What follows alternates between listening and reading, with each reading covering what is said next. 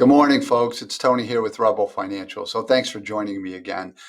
Today, I want to quickly talk about loan forgiveness and some of the pitfalls and traps of it.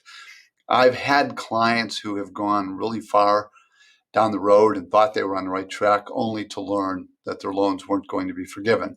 So I saw an article from Annie Nova on CNBC, which I'm going to put in the link below. And I'm going to kind of recap her article because it does a good job. So if you really want to see all the details, read the article below. But here's what it is. So truly only about 5% of people who apply to have their loans forgiven actually have their loans forgiven after they qualify, okay?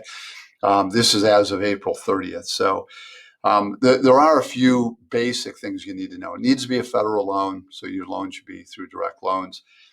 Make sure you're working for a qualifying organization. There are there's a number of different ways, like 14 different ways that you can repay loans, but you have to be in 4 of these different programs. That's it. So you have to make sure that, and then you have to make sure you have 120 qualifying payments to qualify, to be able to get your loan forgiven. And by the way, I guess as Annie mentions, there's like 19 months so far that we've had in the pandemic. All of those count towards your 120. Okay, so you kind of get a little break there. There is an employee certification form. As she suggests, you should probably do that every year if you stay with the same employer, just to make sure that they still qualify. And if you switch, you should immediately check on that employee. If not, employer, I should say. If not, do it even beforehand if that's really important for you, especially if you're really close to having it paid off. I think, for a lot of people with really large loans, that makes good sense. And then in the article, there's a story of a woman who thought that she had hit all 120 payments, and then they came back and denied her.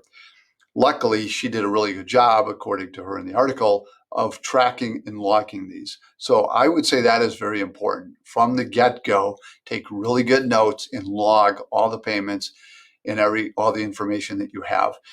The examples that I have seen personally have been from people who have been told they're on the right track, and then all of a sudden towards the end, oh no, this isn't right or that's not right. So do what you can all along. It's worth a lot of money to some people. So just make sure you're doing it right, and the whole time you're making sure that you are dotting all the I's. So President Biden has acknowledged that this is a problem, and they're trying to fix that. But keep in mind, only 5%, although I will say this is a higher number than I've seen in the past, but only 5% that thought they qualified actually did. So be cognizant of this and be careful as you go along, right? Thank you. Have a good day. Any comments, any questions, put them below. You can always reach out to us as well. All right. Take care.